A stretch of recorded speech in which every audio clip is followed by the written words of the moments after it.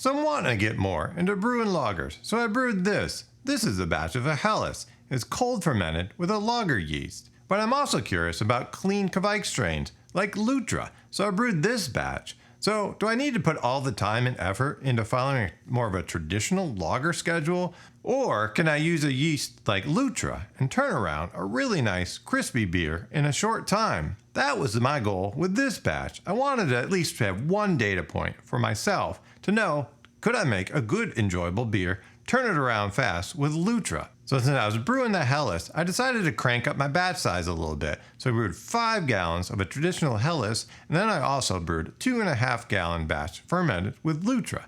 So that's what this video is about, taking a little closer look at Lutra and see how it compares to the Helles. Well, my name is Brent, and thanks a lot for stopping by Cascades Homebrew.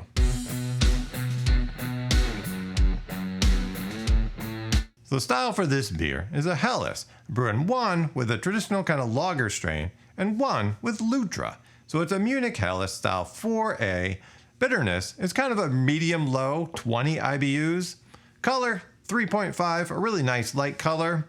I calculate the recipe around a 73% efficiency. That would have gave me original gravity 1046 with a final gravity predicted at 1009 with an ABV of 4.8%. I'm not an expert on lager water profiles. I do find boosting my calcium up above 50 seems to give me a little bit of a clearer beer in the end. So boosting up my calcium just over 50 means I boost up my sulfate and chloride both to around 60, so 61 and 56. Starting out the brew day, I need 11.5 gallons or 43.5 liters of my tap water. To that, I add 5.4 milliliters of lactic acid, trying to target a pH around 5.35. Then I need a little bit of gypsum, a little bit of calcium. Then I also add a little bit of Oxblox 3D to help remove chlorine and chloramine from my tap water, and maybe even reduce some oxygen. I chose a pretty simple grain bill. So 94.6% of Pilsner from Best Malts, and then 5.4% of a light Munich from Avantgarde. I was kind of excited to try out my new bag of Best Malts Pilsner.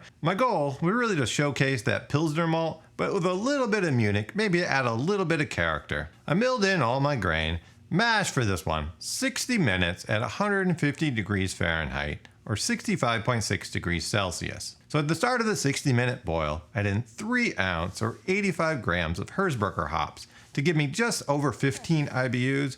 The alpha acid on the bag I had was 2.2%, so a reasonable amount was needed to get that IBU level. Just be sure to check the alpha acids of your hops. I know the German ones lately, sometimes they've been pretty low.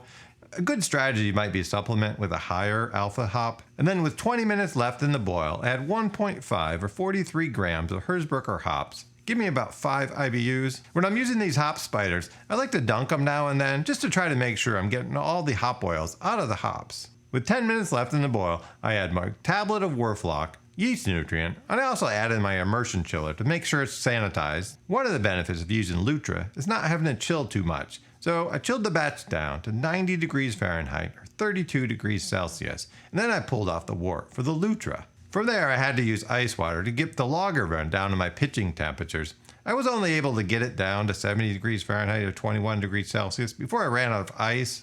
So I had to chill it down later in my fermentation chamber. So for the traditional Helles used with a lager, I'm using a local company, Jasper Yeast's Franconian Lager. This was harvested from a prior batch and spun up in a 2-liter starter. So for the Lutra, I'm using Omega's dried version.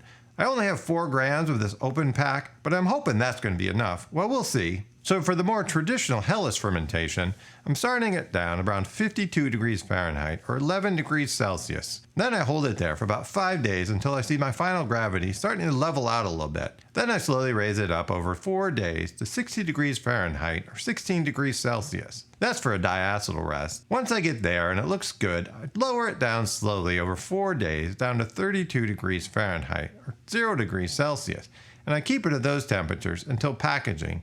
And then it was day 19 when I got around to kegging this batch. The Lutra fermentation, that was a little different. As mentioned, I pitched it as about 85 degrees Fahrenheit or 29 degrees Celsius. I fermented it up in a kind of a warm closet that I had in my house that's not air conditioning. So the fermented was about 80, 85 degrees Fahrenheit, sort of that 27, 29 degrees Celsius range. And then it was only on day 6, it was ready to go in the keg. So looking at the stats, My efficiency was pretty much on target, so I got 72%, which gave me an original gravity of 1045, and that's for both batches. So the traditional lager one got a little bit of a lower attenuation, just around 75% attenuation, which gave me a final gravity of 1011 with an ABV of a 4.5%. The Lutra batch had higher attenuation, so 88.5% attenuation. That came all the way down to 1005. That gave me a higher ABV of 5.3%. So I wanted to jump in here with a quick taste testing. So this is the beer, the Helles beer, fermented with Lutra. So right now, I'm about the 2-week past the brew day mark. So it's a little less than a week that it was in fermentation. I kegged it, so it's been in the keg for about a week. Its carbonation is really nice on it. So I thought it would give a good idea. If the idea of using, say, a Kveik beer, like a Lutra, it's a fast turnaround, 2 weeks, you can make a great beer. Is that really true? I didn't use any gelatin, so gelatin may help drop it a little bit more clear.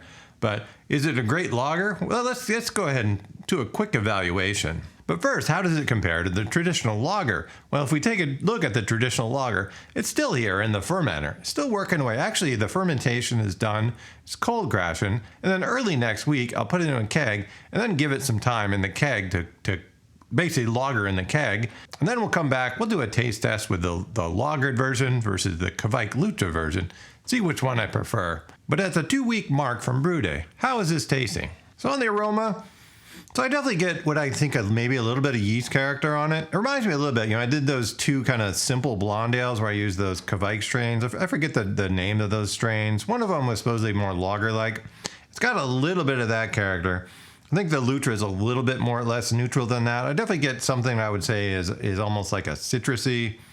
So the first thoughts on the aroma, there's definitely a little bit of a citrusy, maybe a little bit of a floral that I maybe not expect in a Helles beer. What about the taste? It's definitely improved over the couple samples that I had over the last week. It's getting cleaner. You ever get a little bit of that malt profile thrown through, a little bit of the hops. Again, I think there's just still some kind of background yeast notes that kind of add a little bit of a citrusy floral. So my overall thoughts at this point, it's a pretty good tasting, just generic beer. It's not really what I would expect in a good Munich Helles. So it'd be interesting to see if the other one turns out as a good Munich Helles, because I don't quite know yet because I haven't tasted it. So what I'm actually thinking about doing, I've got a competition coming up. I'm thinking about entering this one just as a blonde ale. I think that's actually probably the character that I get. I think it might actually do well in that category. Like I say, there's no real kind of like off flavors. There's just a little bit of a kind of a floral, a little bit of a citrus. You might think it would come from the hops. So my thoughts on 2 weeks of brew day. One is that it does make a pretty good beer, and it's pretty fast turnaround. I'm not sure that it makes the best lager-like, but a lot of people are just looking for an easy drinking beer, and I think that would work. So it'd be interesting to see in a couple weeks if it tastes better. Does it taste more lager-like? Well, that should be coming up right next on the video. So I wanted to jump in here. So I already filmed the tasting where I tried the Lutra versus the one that was fermented as a traditional lager yeast. Well, I wanted to jump in here though quick because I said I was going to enter the beer in a competition, and I did. I got the results back. So I entered the beer that was fermented with the Lutra batch. So I entered the beer in the Ozarks Open competition. It was kind of a smaller competition. I think there was maybe 130 total entries. I entered the beer as a blonde ale. So why did I enter the beer in a competition? Well, I thought it would be maybe good to get some unbiased feedback. People that don't know any idea what yeast was used. Would they spot something that was maybe out of place? Or why did I enter as a blonde ale? Well, I guess I just thought with tasting it, that's kind of what it stuck out to me. I think a traditional blonde ale, sometimes they can be kind of hoppy, but I think really they're just basically like an American lager, but brewed with an ale yeast. And that's basically what I brewed. Basically, I had kind of a lagerish type recipe, brewed it with Lutra, which is an ale yeast. But overall, I was just kind of curious. Would they taste some kind of off flavors, maybe that come from the yeast? Well, let's take a quick look at the scores in the score sheet. So I got back 2 score sheets, and the overall score was a 35. I generally think about 30, that's sort of when you get into the good beer. 40, that's usually kind of where you're competing for a medal. Well, I wouldn't judge too much on specific, scores. They can vary quite a bit from competition to competition. But to me, 35 at least means the judges thought it was a pretty decent beer. So the beer actually scored 2nd place, so a silver medal. Well, I wouldn't read too much into that. There are only 4 beers at the table or in that category.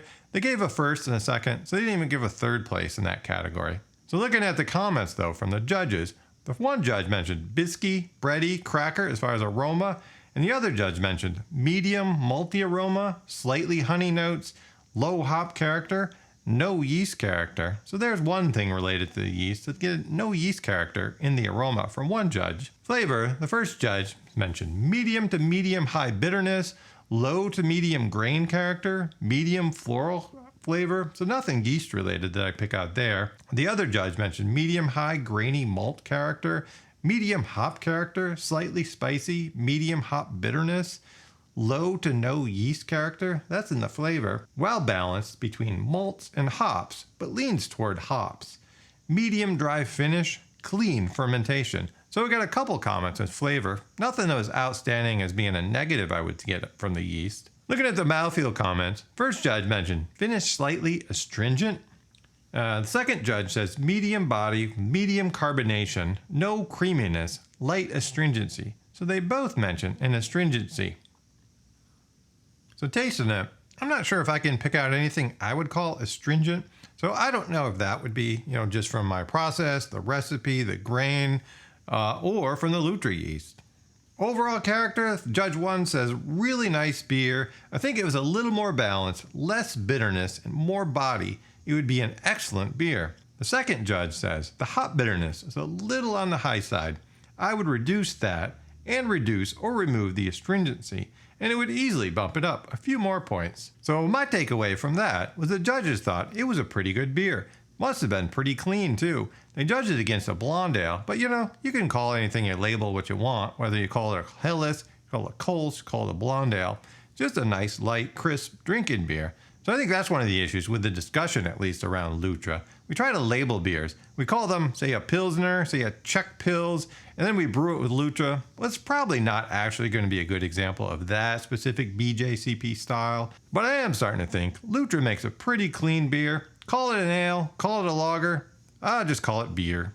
So here we are with both batches. So right now we're just over a month from brew day. So this one here on my left, this is the Helles that was fermented with a lager yeast. This one on the right is the one with the Lutra.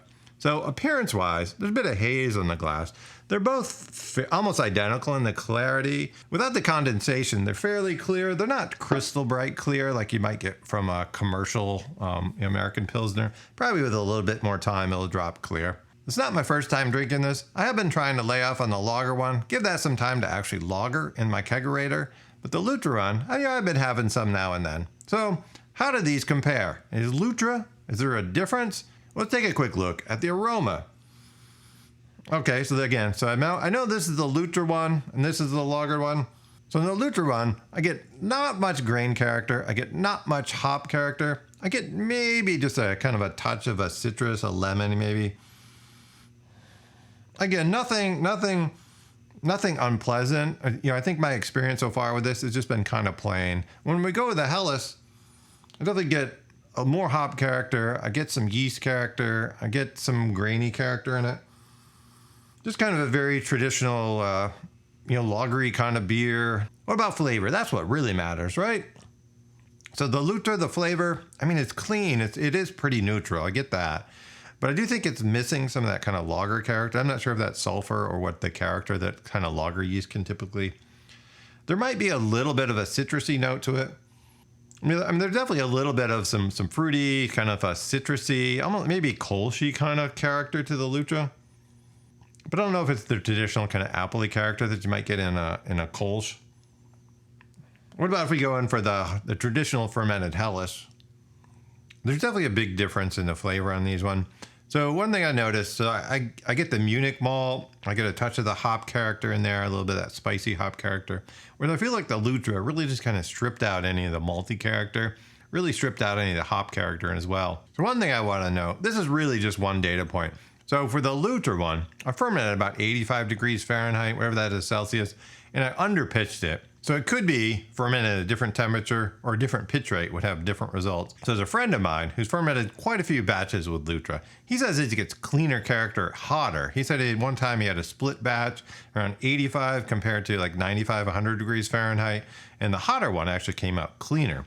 which is interesting. It's kind of opposite what you might think. But I've seen some information, say like Voss, higher you get, the more esters you get. With Lutra, it seems like there's more of a mix. I thought I read that about 80 degrees was sort of the sweet spot, but maybe I could try higher. You know, a higher pitch rate too may impact it as well. So based on one data point here, I might have an issue with calling this beer a lager, and I think that's maybe one of the problems with using Kveik yeast. I think no matter what yeast you use, whether it's say a Chico strain or if it's a 3470 lager strain, they do have character. They add a lot of different character to the beers. So it's not that easy to take an ale yeast, which a Lutra is, and put that in and just substitute it. Like I'm not getting any really bad off flavors here. Like I'm getting maybe a little bit of a citrus, maybe a little bit of a fruity character. I think if you threw this at a hoppy beer, I think it would be fine. So I'm a little curious what other people, either successes or failures they've had with Lutra. What about using Lutra just kind of as a clean ale strain? Maybe in a stout, maybe in IPA or a pale ale, maybe in just something that's not looking for a lot of character. Because I do think lagers, I think lager character from the yeast is actually a pretty important characters of a lot of those beers. But I'm definitely interested in trying out Lutra and other ones. Let me know if there's any specific Lutra experiments you would like to see. Maybe different temperatures, maybe some specific styles, maybe something different I could do with these kind of lager experiments. Well, I hope this video was interesting and you learned something about fermenting with Lutra. Cheers!